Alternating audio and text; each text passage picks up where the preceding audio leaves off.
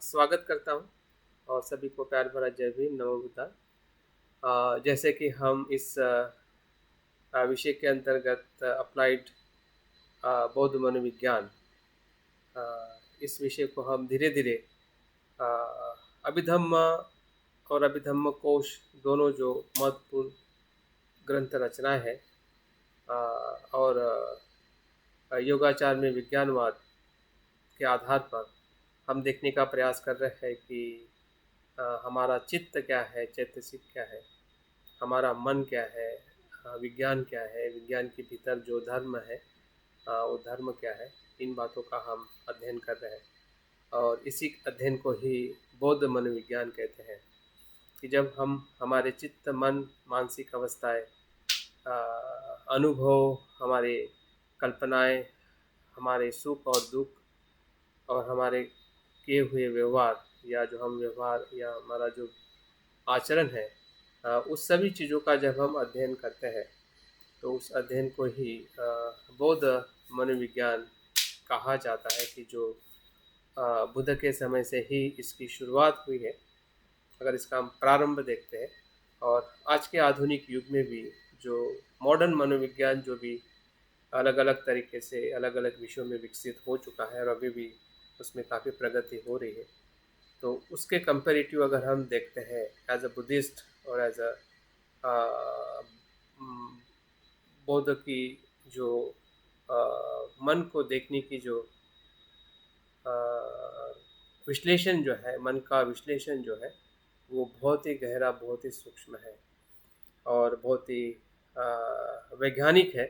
पूरी तरह से हम कह सकते हैं कि वो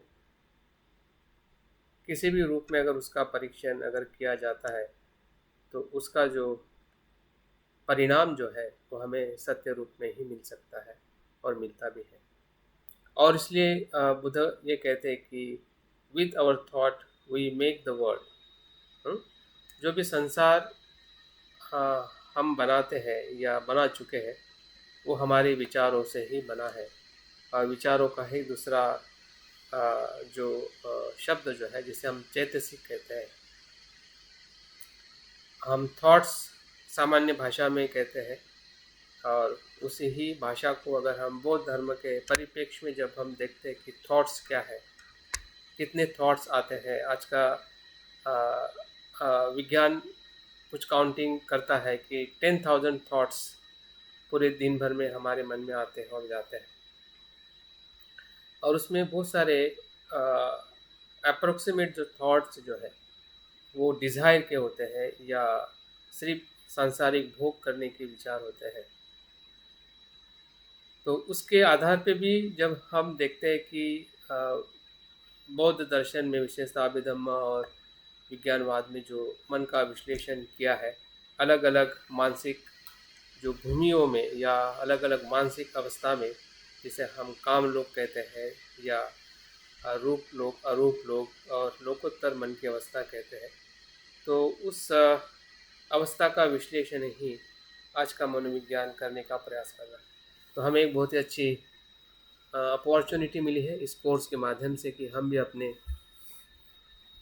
मन के भीतर उसके जो अवस्थाएं हैं या उसके जो अलग अलग स्तर है, जितना हो सके हम समझने का प्रयास करें। और अभी तक हमने कुछ, भले हम पूरे गहरे अभ्यास में नहीं गए, अभी धीरे धीरे जो हमने चित्त का वर्गीकरण देखा है थेरवाद परंपरा में 89 प्रकार का और विज्ञानवाद परंपरा में 8 प्रकार का विज्ञान जो देखा है,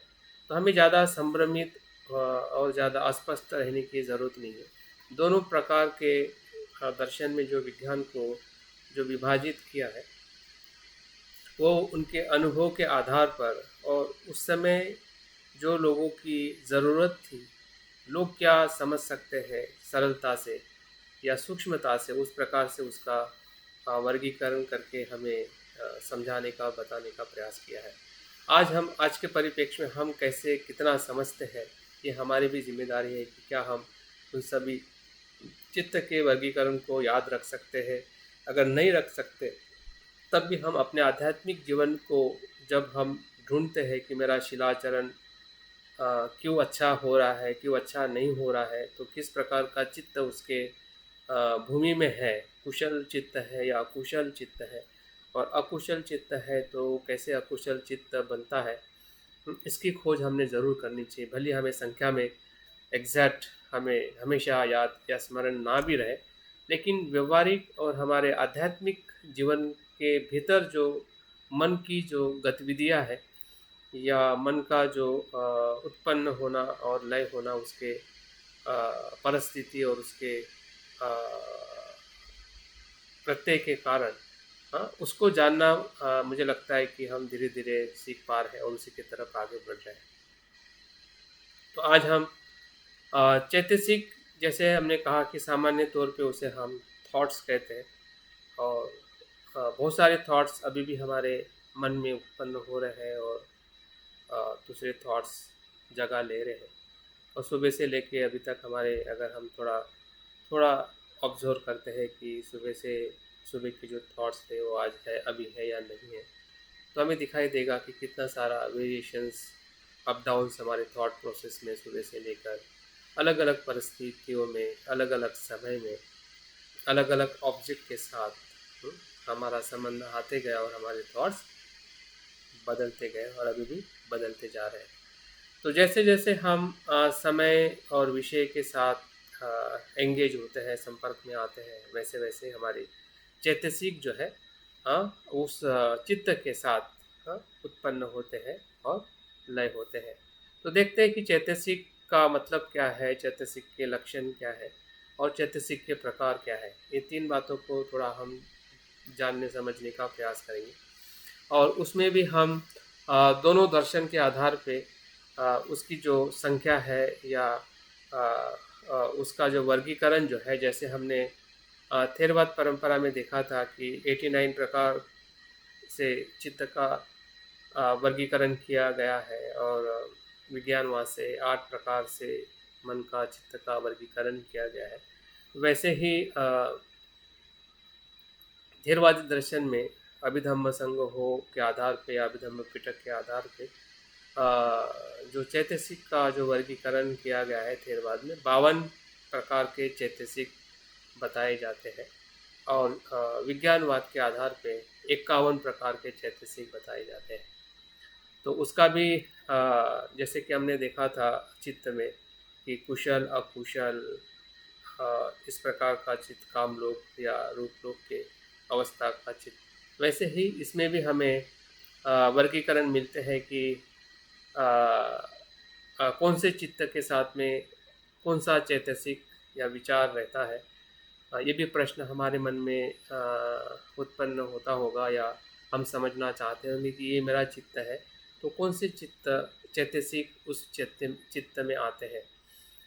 या मैं कैसे उसको समझ सकूं कि मेरा एक कुशल चित्त है तो कौन से धर्म उसमें उत्पन्न होते हैं, या कुशल चित्त है तो कौन से धर्म उसमें उत्पन्न होते हैं। ये ध्यान का अगर कोई अनुभव हमें हो रहा है तो कौन से चैतसिक उसमें उत्पन्न होते हैं। तो इसका पूरा एक लेखा जोखा हम कह सकते हैं, हमें इस आज के वर्ग में जानने को मिलेगा। तो हम आगे बढ़ते हैं।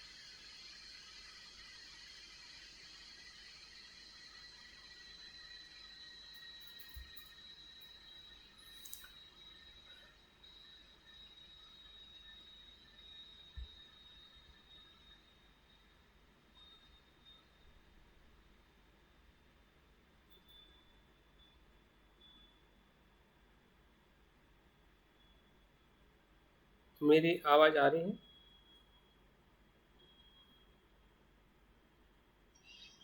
ठीक है, ठीक है।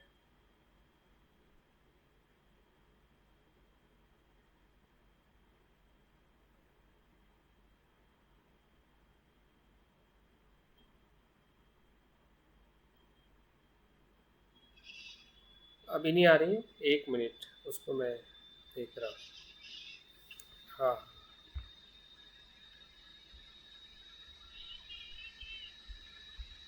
हाँ, हाँ, एक मिनट, एक मिनट। हेलो।